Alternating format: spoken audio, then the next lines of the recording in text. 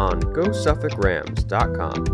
From Boston, Massachusetts, welcome to Suffolk Sounds, the official show for Suffolk University Athletics.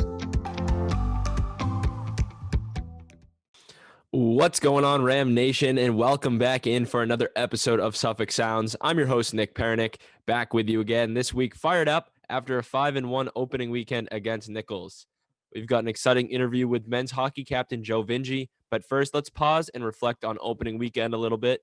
It was great to be a Ram as the four competing winter teams all earned at least one win on opening weekend, and what a feeling it was, honestly, to be at Smith Court and Palazzo Rink and be able to be with our student athletes practically a full year after they last played. So what a special moment that was. And I just want to echo what every coach and player has said, their sentiments, and give a shout out to everyone working hard behind the scenes to get the athletes back in action. It's all taken a lot of sacrifice and it hasn't gone unnoticed. So thank you.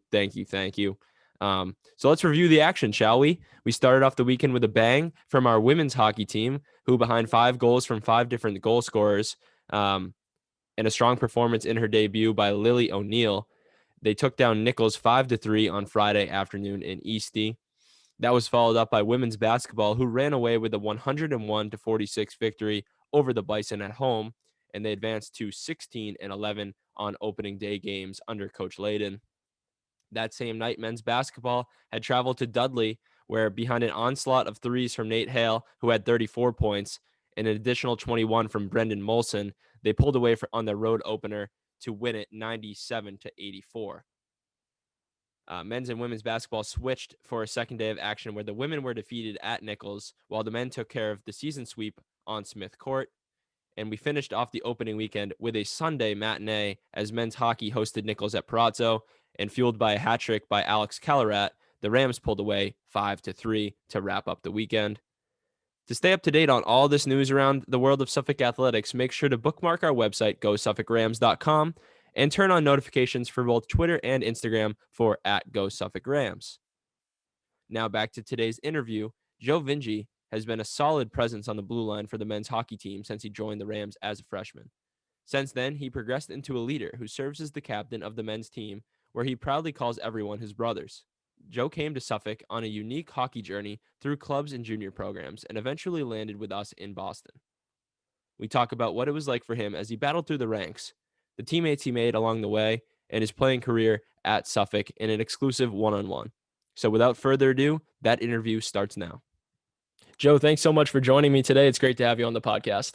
Thanks, Nick. Thanks for having me. Yeah, no problem. And you join us up on Beacon Hill here, up in Boston, by way of Narragansett, Rhode Island. You grew up starting in northern Rhode Island, now living with pretty much you or I in your backyard. So a good place to be down there in Rhode Island. But you join us up here and join the hockey team. What brought you to Suffolk? And was it hockey, academics, a little bit of both? Just kind of run me through your journey from Rhode Island to now playing here in Boston. So I grew up playing for the Providence Capitals out of the EHF, and along the years, you bounce around. I played for the Terriers for a little bit as well, and I met a couple guys who I ended up being teammates with at Suffolk. But I met the Lovell brothers, which were these two local legends in Massachusetts for hockey. They by Level Hockey or Boston Advantage, and they ran our Terriers programs and our clinics a lot of the years. So getting to know them. I was playing in the Null in Minnesota, where they had taken over the team, and they had taken over the Northeast Generals out of Attleboro. So it was just kind of a perfect fit. I knew Joe, who was the head coach. And it was great because my first game with the Generals, one night I was sitting in a hospital lobby. A teammate of ours had gotten hurt, and I was talking to Joe about some possibilities. And I asked him. I knew Brian Brooks, who had come here prior. He went to Winchton with me, where I went to high school. And I was like, "What about Suffolk?" And he was like, "I can call him tomorrow." So I ended up kind of getting the ball rolling from there right away as soon as I got to the Generals. And when I saw the city, of course, everyone talks about it. It's the number one thing about Suffolk, living in the city. And I was a little older at the time. I had lived on campuses for a lot of years, and I was ready for kind of an urban scene. And I knew Suffolk could offer me a spot to play hockey and a spot to not just develop as a athlete, but as a human living in the city. You kind of have to grow up a little faster than a lot of more traditional campuses. And so I was excited about that. And I mean, I don't regret a single thing since then. Talk to me a little bit about those teammates that you first met, either being on the Capitals or the Terriers, and who they were, and how that connection formed, and how that connection has transpired to your career here at Suffolk. Well, it was funny because Jack Kelly, who had been a teammate of mine for a while at Suffolk, we played in the Terriers together. And when we were both looking at Suffolk, and I remember having a conversation with him saying, like, man, like we should do this together. And from there, the train was full speed ahead towards Suffolk. And we lived in the North End together freshman year, which was an experience I've never had, I'd never take for granted every day. Living here is it's a blessing. There's a lot of people who have jobs, who still want to live in the city, who might not be able to at the time. So as a college student, you are pretty lucky to have that experience at such a young age. And then from there, Sean Montgomery, who's now is a teammate of mine, played in the Terriers growing up with us. So it's funny how, a lot of these things come full circle. And even though there's years in between where you don't see each other for a while, it is cool having those teammates to kind of, come full circle with, like I said. Yeah, and you mentioned, playing first with Kelly growing up, and Kelly last year won the Lawler Award, and he's kind of just a great teammate from what I've read about him, and just, his commitment to that team and everything like that. And then you talk about Montgomery, who you just missed, I believe, by a year playing when you played for the Generals. So two guys that have been with you along your journey and all the way through, and have seen you rise to this level, and definitely helped your leadership out. And now this will be your second season as a captain, your first season as a full captain, solo captain, which must have been a tremendous honor to get from coach. Yeah, no, it was last year was a huge honor as a junior too, to be on the leadership board. I mean, growing up, I've been lucky to be a captain on some teams at Winchendon, and you try to take those experiences and bring them here. But you have to think too, you're a little older. Guys are a little more developed on their own. You don't need to. You're not a babysitter. You're more just you're in college. You can't. It's not your job to keep track of what everyone's doing all the time. But keeping guys on track, living in a city environment sometimes can be, I mean, of course, but like we're all young adults, so it's, we all have those, we find our own way. And it's been a nice honor from coach. This year is a little different, I must say. It's having the responsibility on my own during a season that is unpredictable like this.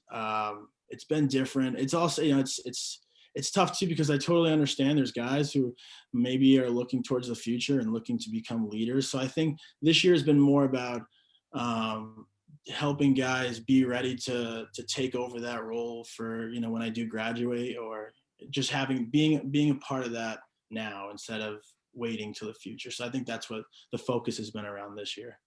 Yeah, it's definitely important always in any sport, especially hockey, to bridge the gap between the younger guys and the older guys into a leadership group. And no better person than you. You're being a little too modest. Let me read you what Coach Gliona has said about you. He said, quote, "Joe's leadership during this pandemic has been amazing. He has worked hard, very hard, to keep the team focused during this uncertain time." Kind of what you talked about a little bit there with this pandemic and this crazy season. And that can kind of transition us here a little bit into the uncertainty that it has become the 2020-2021 season. It was supposed to be your first season back with the CCC since the 2016-17 year. That was the inaugural year you guys played in that. And since then, you've been in the NEHC, played some very hard competition there, and you were supposed to transition back in the CCC this year. Obviously, that season has been canceled. Looking to schedule some stuff up right now. But just talk to me a little bit about what you were expecting and what you're still expecting, but with rejoining the CCC.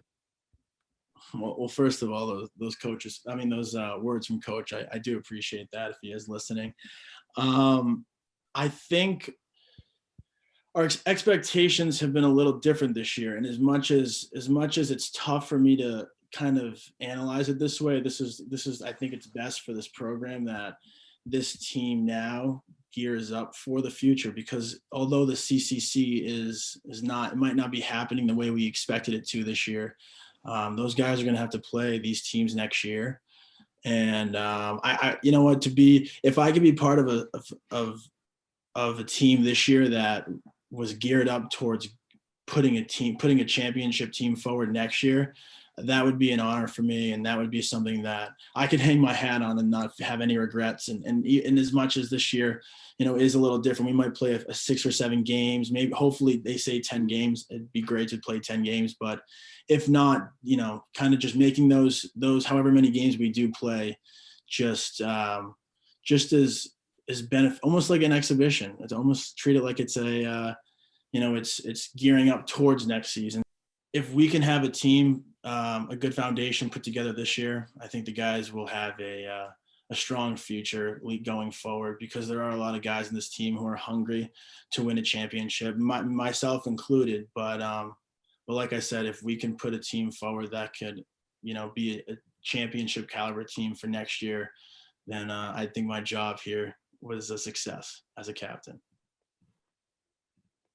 Let's backpedal a little bit, maybe back to 2016, 2017, the last couple seasons you've played in the NEHC. You guys have had a great conference schedule, that's no doubt. You've also had some great out-of-conference opponents as well. You've played a plethora of top 15, top 20 teams in the country. So you guys have had, some really tough competition the last couple of years. Talk me through some of these crazy games, crazy scheduling things that you had. You've played the top 13, top 12 teams back to back. When you played Hobart and when you played Norwich, you beat Norwich at a packed place up in your first NEHC game. That was a Saturday night up in Northfield, Vermont. So talk to me a little bit about those wins and those games and what that schedule has been like for you guys and in your learning process as hockey players and as men. Well, growing up in New England, you become familiar with a lot of the guys that you're playing against, especially in the NEHC. A lot of the guys that I grew up with were part of that league. And so when we had joined that league that year, I personally took it as a challenge to show these guys that Suffolk's a team that's going to compete here. And we're going to, every night it's going to be, you're not going to come to Suffolk or to Charlestown and it's going to be an easy game. We always emphasized playing a hard game those years. I mean, we still do. It's still in our identity.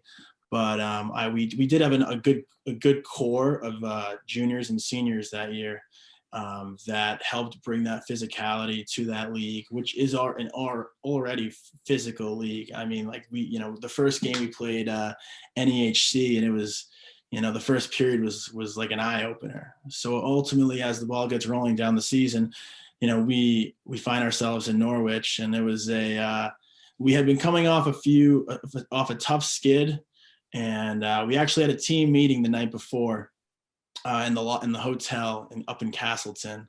We just talked about clearing the slate, just approaching every game like it was a new season, just doing what we could to show that Suffolk was a tough team to play against. And that night, I don't think Norwich was ready. I think they were expecting a little bit of a blowout for them, and we came out and we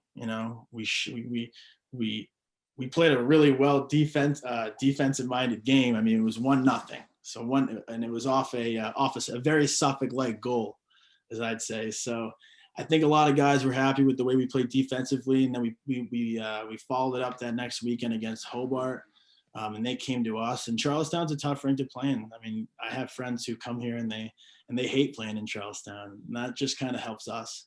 But it was a great experience, and I mean, I knew like we could beat those teams. It's just about playing 60 minutes, and sometimes. Even if you're the best team in the country, it's if you don't play 60 minutes, sometimes a team like Suffolk will come in and just shock you. And it was great too, because we went up there for the playoffs.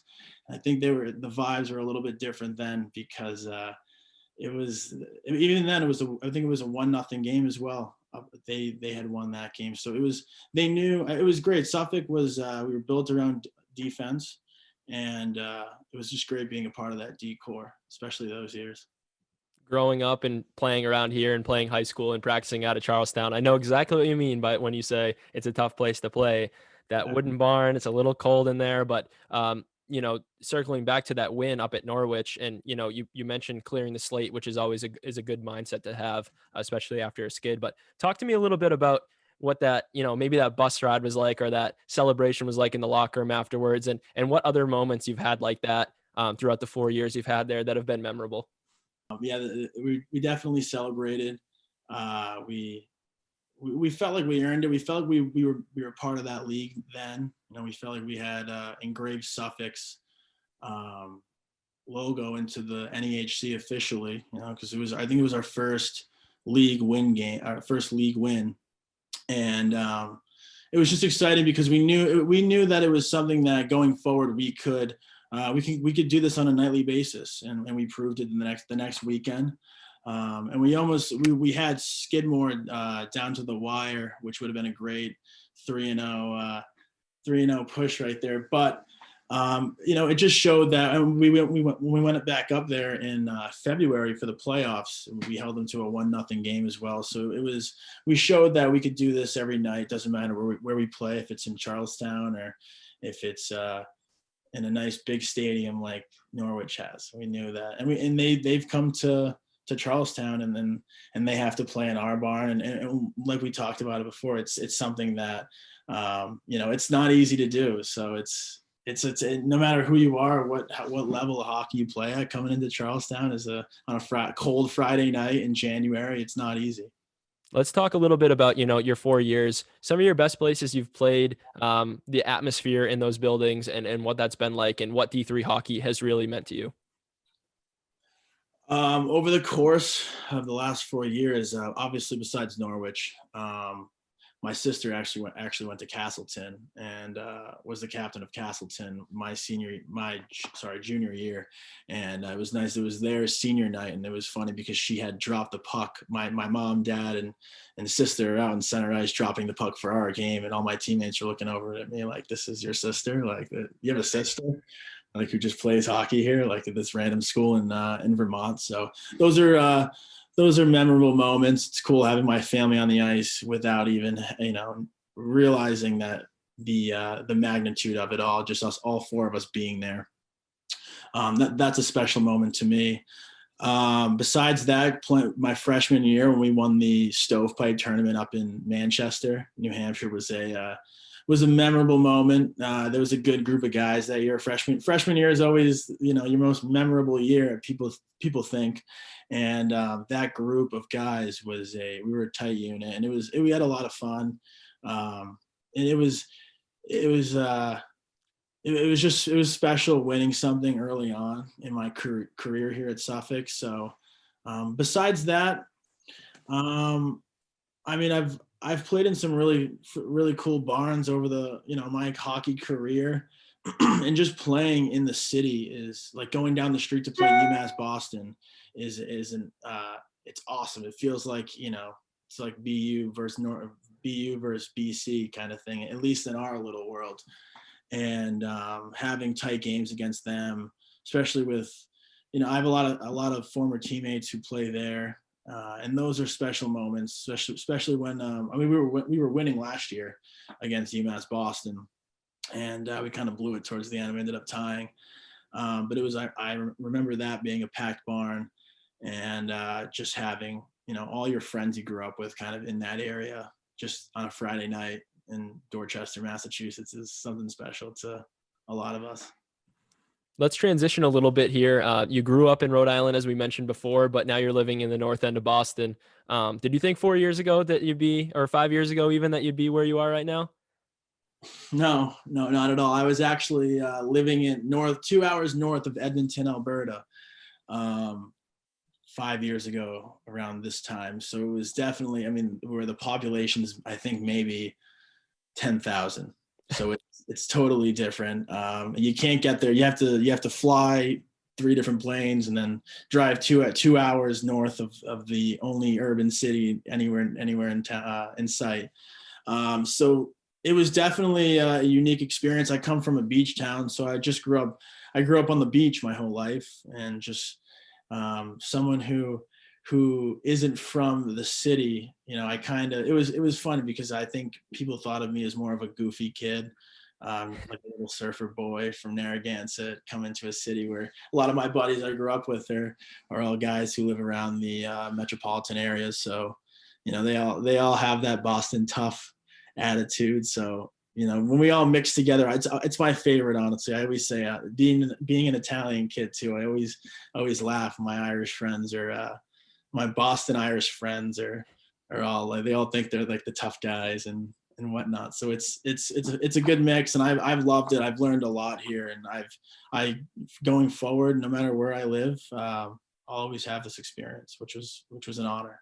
Yeah, Boston has been a great spot, and all of our student athletes we've had on the Suffolk Sounds podcast have been talking about their favorite places to eat and favorite coffee shops and everything like that. And, living in the North End right there with so many restaurants right there. Can you name me some of your favorite places to, eat, grab a bite, grab a cup of coffee, places to go study, something like that? Just for people who might want to look at the city for college, but they're not so sure yet. Well, if there's one place I have to plug, it's definitely Clark's at Faneuil Hall. I don't know, have you ever been there? No. No, it's a restaurant bar, and I was lucky enough to bartend there for the last couple of years. Actually, my freshman year, I was walking around looking for a bar backing job, and the manager Maura, who's the greatest Irish lady I've ever met in my life, she offered me a job to bartend, and I trained with her. And throughout the years, if you ask anyone on the hockey team where their favorite place to eat in the Boston area is, it's probably Clark's. We all love it. We're all in there all the time, and it's great being able to work there as well. That was an experience like no other. I'd never thought I'd ever be a bartender, and to do that at a young age was a valuable experience. And I've met a bunch of great people in the financial district. And of course, Suffolk is a networking school. I mean, you live in downtown Boston, you're going to meet a lot of people who work in this area. And even working there has been just like it's almost like a networking event every night you're at work. And you don't think about that, but when you look back on it 4 years later, it's like, wow, look at all these great people that I've met at this one little hole in the wall in Faneuil Hall. But I mean, besides that, we all love going over the seaport. That has been expanded dramatically since I've come here 4 years ago. It's beautiful over there, even in the winter, the cold days. I mean, we love King's. We always used to go. I mean, when the bowling alleys were open, it was like a nightclub almost. You're bowling with all your friends, and it's a great time. The city offers a lot.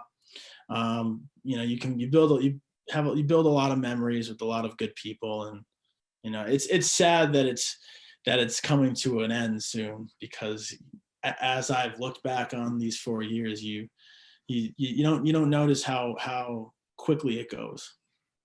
No, most definitely. As someone who just graduated college, I can attest to that. It goes by very fast, but as long as you always have a place at home here in the Ridgeway building and on the Suffolk campus community, you're always welcome back for sure. And thank you so much again for joining me on the podcast today. It's been a great interview, very intuitive, very interactive. So I want to say thank you and best of luck this year and going forward. And I hope to see you on campus soon, man. Thanks, Nick, man. Nice seeing you. Once again, a huge thank you to Joe for joining me today. It was a great interview. Ram Nation, if you liked what you heard today, please make sure to follow us on Instagram, Twitter, and Facebook at Go Suffolk Rams, and make sure to subscribe on whatever platform it is that you listen to or watch us on. As for next week's episode, make sure to tune in as I sit down with women's basketball tri-captains who discuss their time at Suffolk University. Until then, stay safe, and we'll see you then, Ram Nation. This has been Suffolk Sounds. Don't forget to subscribe, like, rate, and review however you listen to your podcast.